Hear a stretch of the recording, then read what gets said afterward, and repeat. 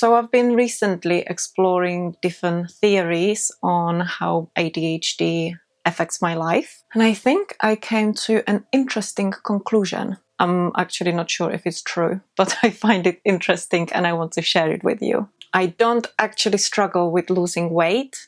What I do struggle with is not sabotaging myself once things start working. And this happens way too often and in every aspect of my life. So it's not just dieting, it's like anything I start, anything I work on. Once I'm getting somewhere, once I'm making progress, boom, I sabotage it. I am sure it also has to do with my brain trying to keep me safe and just trying to keep me away from the unknown territory. So it basically comes up with all these thoughts and doubts and stuff to make me want to stop whatever I'm doing and just slow down and go back to my place. It basically wants to keep me in my comfort zone. But I think there is more to it. And I think a big part of that is my ADHD. And that's why I am making this video. So when it comes to dieting, it's not so much about my body, it's about understanding how my brain works. I also want to say that I don't think or feel that there is something wrong with my body. I mean, my body carried 2 children and it kept me alive so far. And I'm really grateful for it. It's just lately I haven't really been feeling great in my body. My back hurts, I'm not fit, I'm always tired, and I'm just like not feeling amazing in it at the moment. And so this is not really about how I look, it's more about how I feel physically and mentally. And now, disclaimer, this part, what I'm going to talk about now, it might be triggering to people who suffer or have suffered from eating disorders and find this sort of content triggering. So if you are sensitive to this kind of content, then please consider not watching this video, because I really don't want you to spiral or feel bad. And because I'm going to be talking about my relationship with like slimming and diets and stuff like that, I wanted to show you an art book. It's called Altered Book that I made years ago, maybe 12, 13, 14 years ago, when I was attending a course in my local college. It was an art course. Now, this wasn't to do with slimming, but this was a topic that I chose because, well, because I have previous for it. And I think this book is pretty telling. It's about my past and about my distorted way of eating and the way I viewed food. Of course, take the stuff in the book with a grain of salt, but it's just the way I thought about it. It was a project of kind of my past and like the ways of extreme dieting. I've always had a complicated relationship with food. When I was younger, and this started when I was 15, after I put on some weight and a boy I liked called me chubby. I think he still liked me, but this messed up with my head at that age. So I started to experiment with a lot of diets and pills and stuff, and it led me to develop various eating disorders. I had a very strange view of food and I restricted heavily, and I would be jumping from eating a balanced diet to all these restrictive diets all the time. I developed hatred towards my body and punished it in many ways, and I would never ever do that again. And this was going on for many years. Not just my teenage years, my 20s and my 30s. I was getting better with time, but the core issue was still there, and I kept sabotaging any progress, always alternating between diets, balanced eating. But in a way, the balanced eating was never very balanced, because I would always indulge in too many sugary foods, too many highly processed foods, and also emotional binge eating. It was a cycle.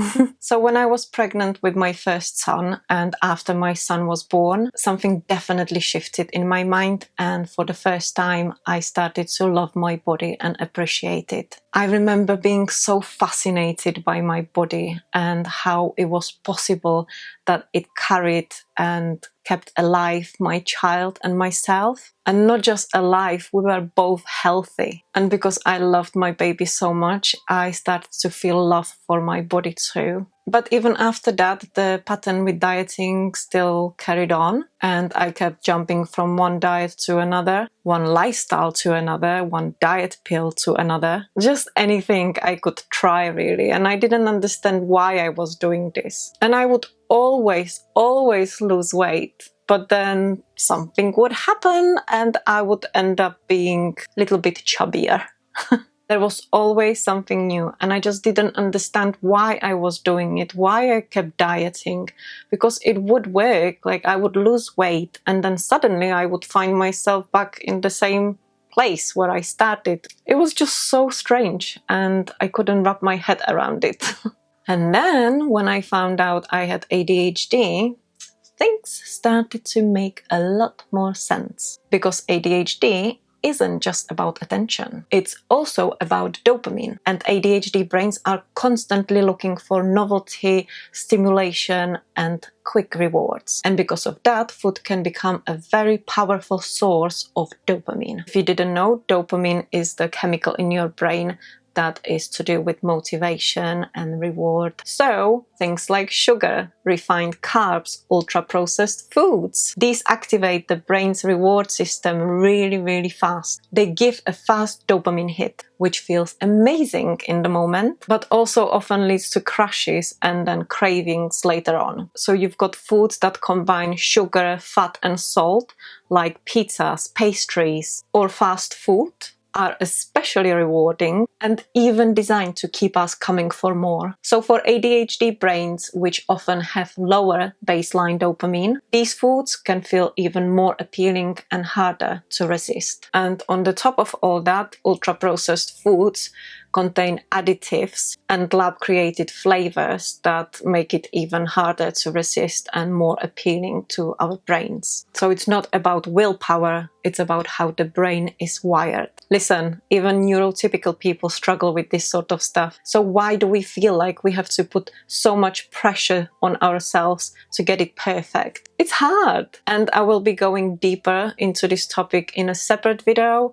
I find it fascinating and I think it deserves more attention. So we're gonna make a separate video just about the foods because it's crazy. Okay, now we're gonna go on to another thing which is linked to ADHD, starting a new challenge. We love a good challenge, don't we? I know it sounds strange, but even restriction can give dopamine because it kind of feels like control. ADHD brains love projects. But the problem is, we get bored easily. Once something stops feeling new and starts feeling like a routine, it just gets boring and the dopamine drops. That's when consistency becomes extremely difficult. We just don't want to do it anymore. Looking back at my past and all the patterns and just the way I was behaving, I realized something else. And I think this was the major breakthrough. And it's just my theory, but it really opened my eyes. It's crazy. I now realize that I often used diets as hyperfocuses. If a life felt boring, I would start a new diet. If something felt overwhelming, I would start a new diet. It just gave my brain something exciting to focus on. There is actually a story I want to share with you which explains this whole pattern really well, in my opinion. And it was this story when I remembered and I thought, I came up with this theory why I did it, and it kind of clicked into place and it made sense. And I realized that I have been doing this for years, and I just wonder how many people do similar things when it comes to diets. So here is my story. I think I was about 16 or 17. I was in year 3 of a 4-year program at school, and I was really struggling, especially with maths. To be honest, I struggled with other subjects because I was studying something that I had no interest in, but maths was the one subject I really hated. It just never made sense to me, still doesn't. At some point, it became clear that I might actually fail the year because of it. And I remember feeling like everything was starting to fall apart. I felt like I was losing control of my life. And on the top of that, studying maths was incredibly boring to me. I really didn't want to do it. So instead of focusing on maths, my brain shifted its focus somewhere else. And instead of studying, I jumped into something completely different. I started this really restrictive diet. I even got some diet pills that I definitely shouldn't have been taking. And suddenly that became the thing my brain focused on. I mean, this is crazy and I would never go back there. But every morning I would eat the exact same thing, a bowl of rice with butter and leek. And then I would take the diet pill and then I wouldn't be hungry for the rest of the day. I mean, I would barely eat. I was eating maybe some fruits, oranges, a salad, but I was barely eating proper meals. And at the same time, I was cycling everywhere. I had to bike quite a long distance to go to the tutor who was helping me with maths. So I was exercising a lot as well. And in about half a month, I lost approximately 5 kilos. And I remember feeling really good about it. And not because it was healthy, it definitely wasn't. But because it made me feel like I had control over something when everything else felt so uncertain. I just didn't know what was going to happen. And losing the weight was exciting because I had control over that. And it gave my brain something to focus on instead of the thing that felt overwhelming and just so boring. And looking back now, I see what was happening. Instead of dealing with something difficult and boring, studying maths, my brain jumped onto something more stimulating. And so for the next 2 decades, dieting became almost like a hobby. Planning it, researching diets, researching diet pills, thinking about what I would eat,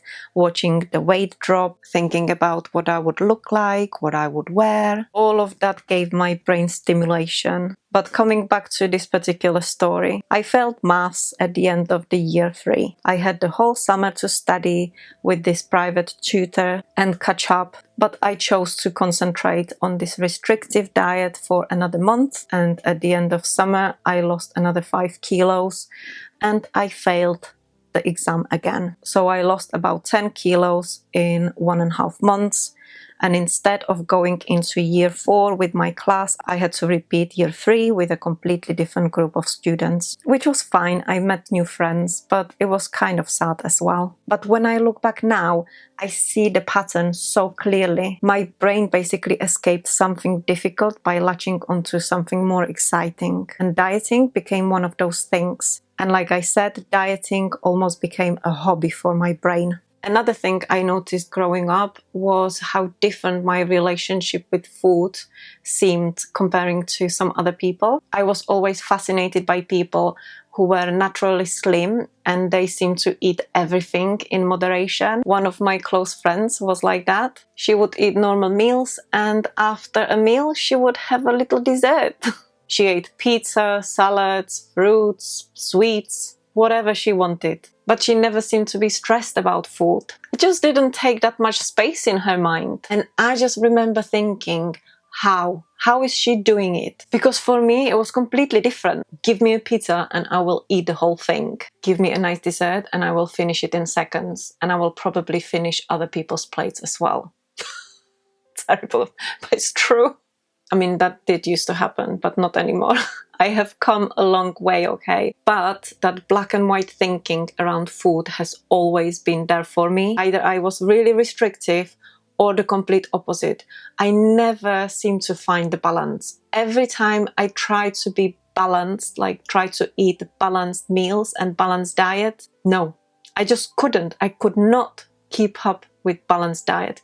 I think it was the routine and it was just too boring. And to be completely honest, carbs, refined carbs and processed foods, they were always kind of addictive for me. So when I look back now, it makes complete sense why moderation was so difficult for me. I just remember that every time I would start a new lifestyle or new diet, my husband would always say, "Why don't you just eat in moderation? Look at me, I'm eating crisps and sweets and normal food and fruits and vegetables.